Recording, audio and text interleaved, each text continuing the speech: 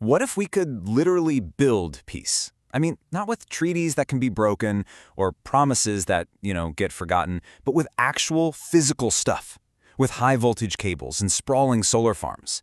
Now, it might sound like something out of science fiction, but it's an idea with a surprisingly deep history, and it might just be the most practical path we have to a more stable world.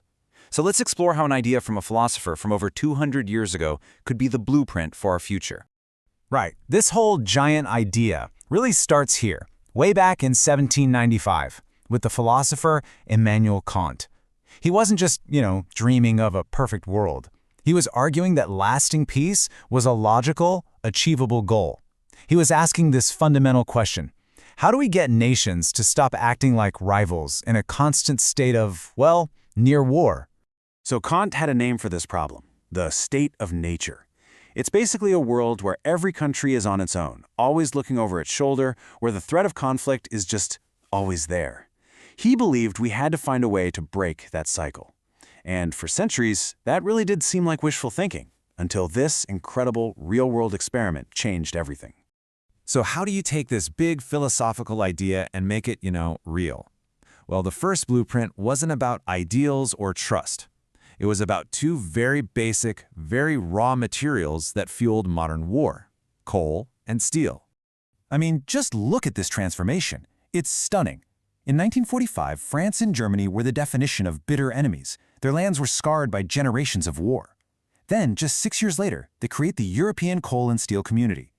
They didn't just sign a piece of paper. They physically pooled the core ingredients of their war machines. It was this completely revolutionary, pragmatic way of building peace. And this gets to the absolute genius of the whole thing. The point wasn't to make these old enemies suddenly trust each other overnight. No way. It was to change the math. By literally tying their economies together, they made war an act of economic self-destruction. Because hey, if your factories need your neighbor's coal to run, you're going to think very, very differently about invading them. So that blueprint worked. It laid the foundation for what we now know as the European Union. And today, we're facing our own massive challenges, right? Climate change on one hand, and all this geopolitical instability on the other. But within those crises, there is an almost identical opportunity to use that same blueprint, just with the resources of our century. Think about the fundamental difference between our old energy system and the new one we're building. Fossil fuels are bunched up in just a few places, and that naturally creates power struggles, right? It creates dependency. But clean energy sources, they're everywhere.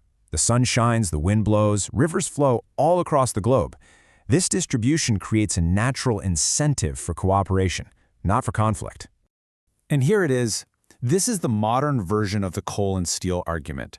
These physical connections, the electrical grids crossing borders, they create a powerful, tangible reason for peace that a simple treaty could never match. It literally weaves a country's self-interest directly into the stability of its neighbors. Okay, so this isn't just a theory, not just some pie-in-the-sky idea. There's a perfect place to put this into practice right now, a place where the foundations are already there: North America. And the incentive is just massive.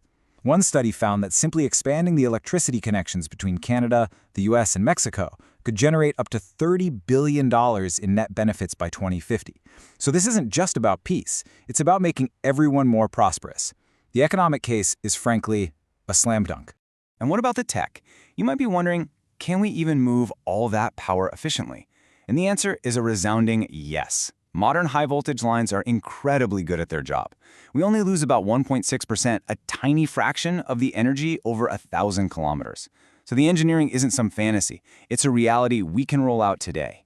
So if the economics make perfect sense and the technology is ready to go, what's the holdup? Well, it's this. It's the vision. We need leaders who can see this not just as another infrastructure project, but as a peace project.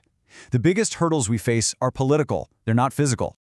Now, of course, acknowledging that political challenge means we have to be realistic. This path is not simple. It's filled with some very real geopolitical and economic roadblocks that we'd have to navigate carefully. I mean, the new energy economy has its own flashpoints, right?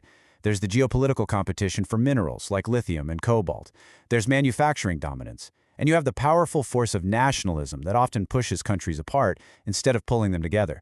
And let's not forget how incredibly hard it is to get any international agreement passed at home. These are huge challenges, for sure, but they're not all that different from the deep-seated mistrust that faced Europe after the war. So, how do we get over these hurdles? Well, we follow the blueprint. We take a practical, step-by-step approach to building a future where our energy security and our collective security are really one and the same thing. The roadmap is pretty clear. First, you start where cooperation is already happening. You deepen the grid connections that already exist in North America. Then, you frame the trade deals explicitly around peace and shared prosperity. You build new institutions to manage these shared assets fairly, which builds trust along the way. And from there, you expand the vision, partnering with nations to the south to tap into the planet's best solar resources for the benefit of the entire hemisphere. And this is really what it all boils down to. We have to reframe how we see these projects. A transmission line isn't just steel and wire. It's a tangible link between the fortunes of two nations. It's a physical strand in a web of interdependence that makes conflict more expensive and cooperation just more rational. It's Kant's philosophy, made real with concrete and steel. So the next time you hear about building new energy infrastructure, the question we should all be asking is this one. Are we just swapping out one power source for another, or are we seizing a once-in-a-generation opportunity to fundamentally rewire our world for peace?